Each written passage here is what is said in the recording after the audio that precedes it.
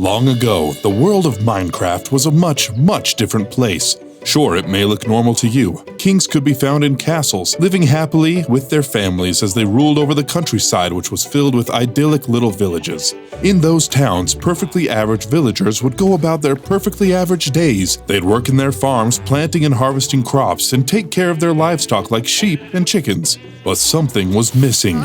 Did you notice what it was? That's right. This was a world without pigs. There were no pigs kept in pens in the villagers' farms, and no wild pigs to be found roaming the forest. No one, not the most powerful king nor the lowliest villager, knew the taste of a pork chop because there were no pigs. They simply did not exist. But that was all about to change because something was about to happen. A story you might not believe, but trust me, it's as real as can be.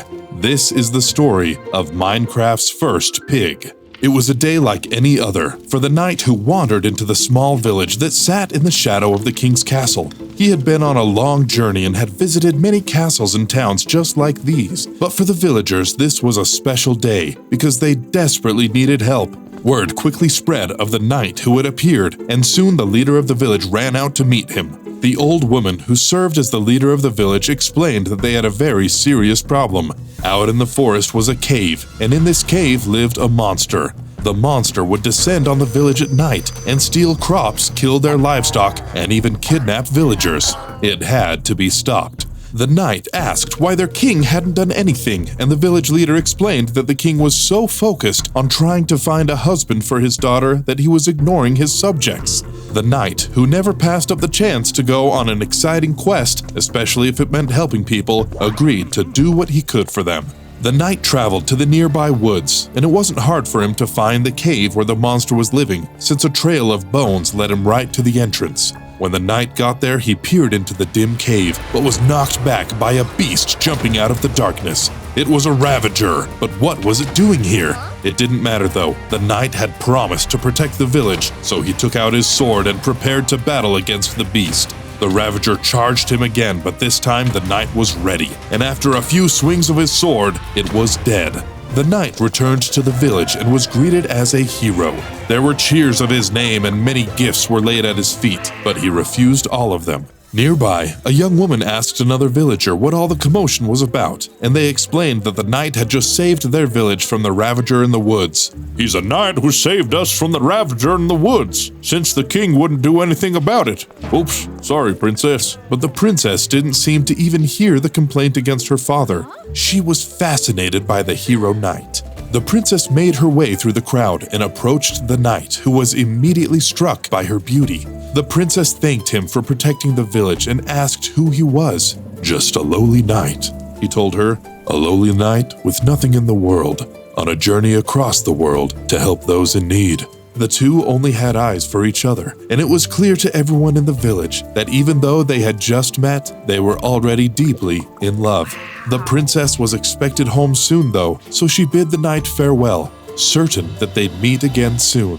When the princess returned to the castle, the king questioned her about why her visit to the village had taken so long. She explained what had happened with the knight, that he had killed the ravager and how grateful the villagers were. The king didn't seem very impressed by this lowly knight though. "Bah, he's nothing but a vagabond, coming to our kingdom looking for a handout. He'll probably be up here in no time asking for a reward." The princess tried to explain that he wasn't like that at all, but the king wouldn't hear it, and he forbade her from going anywhere near the knight ever again. The princess wouldn't be kept from her love that easily though, and that night she snuck out of the castle and returned to the village. There, she found that the villagers were having a party in honor of the knight, and he was happily feasting and dancing with them. When the knight saw the princess though, he made his way right for her and pulled her out into the group to dance with him, and they spent the night partying and laughing with all the other happy villagers. As morning dawned, the princess had to get home, so the knight escorted her back to the castle.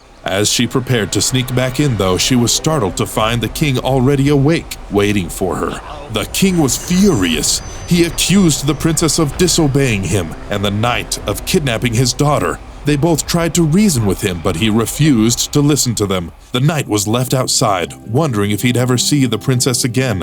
I know what you're thinking. What does this knight and princess and king and village that loves to party have to do with pigs? Well, just wait, because you're about to find out. The next day, with the princess locked securely in her room, the king visited the tallest tower in the castle. The king entered the room where an old witch lived. She had been his closest advisor for years, and he was confident that she'd be able to help him with his problem. The king didn't even need to tell the witch what had happened with his daughter and the knight. She already knew everything. She told the king not to worry any longer and that she would take care of it. The knight, who was staying in the village while he tried to figure out a way to see the princess again, was visited by a messenger from the castle. They had a note for the knight, and it was from the princess. "My dearest knight," it began, and went on to tell him that it wasn't safe for them to meet near the castle. The note told him to meet her that night in the swamp, where they wouldn't have to worry about the king finding them. The knight journeyed to the location described in the note, but when he arrived, no one was there. He wondered if he had been tricked or if something had happened to the princess, but soon he was relieved to see the princess emerging out of the darkness. When the knight approached her, though, the illusion faded away. This wasn't the princess at all, it was the witch. The knight was caught by surprise, and the knight found that he couldn't move. The witch had caught him in a magical trap. The witch brought the knight deeper into the swamp to her hut, where she practiced her strange magic. Inside, she locked the knight in a cage. Not only would he never see the princess again, but he was the witch's prisoner now. Luckily, the knight had prepared for the possibility that he was walking into a trap. While the witch was standing at her cauldron mixing up a potion, the knight used his own magical item to escape from his cage. This surprised the witch, and he had time to push her out of the way and run out of the hut and flee into the swamp. The knight ran and eventually made it back to the forest by the village. He followed a path he knew to a clearing that was full of other knights. "Our prince has finally returned!" called out one of the knights as they all gathered to welcome him back. That's right, this wasn't a lowly knight at all, but a prince from a far-off kingdom. He was searching for a princess, but wanted to make sure that anyone he met loved him for him, and not because he was a prince. He had finally found that person, but now there was an evil king and a witch in his way. He wouldn't let them stop him, though. He was going to save that princess no matter what. While the prince was explaining what had happened to his band of knights, he didn't realize he had been followed here. With a flash of light, the witch emerged from the woods, and she was not happy. She began hurling magic at the prince and his knights. As they were hit, the knights would scream, but those screams would start to change, becoming squeals, and then oinks. See, I told you the pigs would show up soon. Before long, all of the knights had been turned into pigs. Only the prince was left. He begged and pleaded with the witch, but she refused to grant him mercy, and the prince was soon oinking like all the rest. As the witch started to leave the transformed knights in the woods, she heard a wolf howl in the distance. The witch knew they wouldn't last long with so many predators about. Soon the witch returned to the castle where the king was waiting to hear the news. "Well, what happened?" asked the king as he excitedly jumped out of his throne. The witch looked at the princess, who was nervously watching from a doorway, and after a brief pause, the witch spoke. "It's done. The troublesome knight is no more." The princess burst into tears and ran from the room, yelling that she hated her father and would never forgive him. The king, meanwhile, was very pleased with the witch. He wanted details, though. What exactly did she do to the knight? The witch explained that she had been studying a new type of transformation magic that created an entirely new type of creature, a pink, soft, defenseless animal with delicious meat that would cause any predator in the area to descend on them, and it just so happened that the woods where she left him was full of wolves. The prince and his band of pigly knights were surrounded by the wolves who had been lured in by their tasty smell. The prince may have been a pig now, but to his surprise, he found that he could still talk. He rallied his knights to his side, and they prepared to make their last stand against the wolves. They may have just been pigs, but when the wolves rushed in, they found that they weren't as defenseless as they thought. The pigs fought back as if their lives depended on it, because they did, and were actually able to kill a couple of wolves. Sadly, several pig knights fell too, but in the end, the wolves were beaten back, and the pigs had won the day. The prince returned to the one place where he thought they might be safe, the village. The villagers were scared at first by the strange creatures who had suddenly appeared in their village, but soon became curious when they realized the pigs meant them no harm.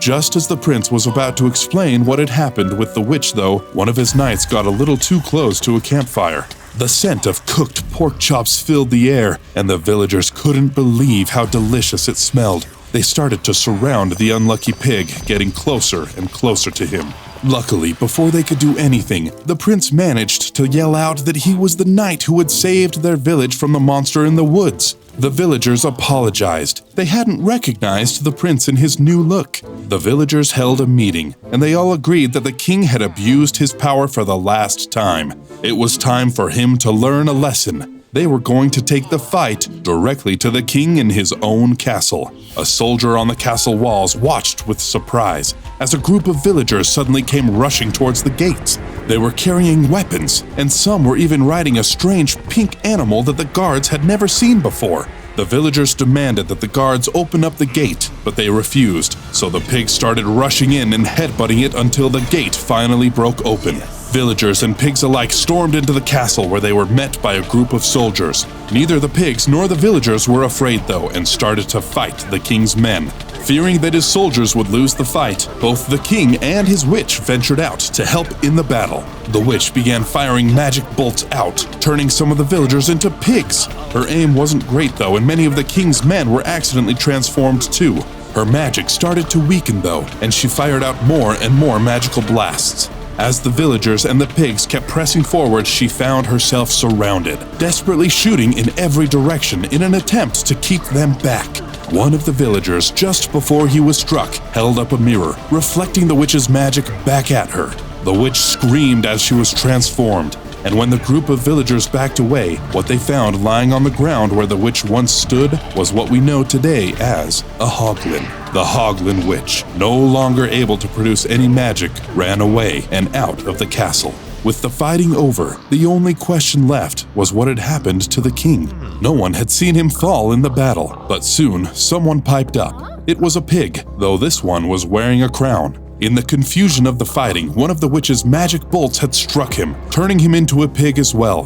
The king approached the prince and apologized, asking for his and everyone else's forgiveness. He could see now that he had been under the spell of the witch, and with her gone, he had no ill feelings at all towards the prince. The prince accepted his apology, and Princess told the prince that she didn't care that he was a pig and that he could stay in the castle with her while they figured out a way to turn him back into a human once more. The villagers invited the rest of the pig knights to stay in their village until they too could turn back into their old form. The witch was never seen again though, and as time went on, it seemed less and less likely that a cure would be found. Some of the pigs in the village eventually wandered away, deciding to look for answers out in the wild, but they too never found anything that would help them. Generations passed, and both the princess and her pig prince both passed away from old age. Over time, the rest of the pigs started to forget that they were ever human, and began to forget who they were or how to talk. And eventually, everyone else forgot that these pigs were ever anything else but pigs. And that's why today, we have pigs in Minecraft.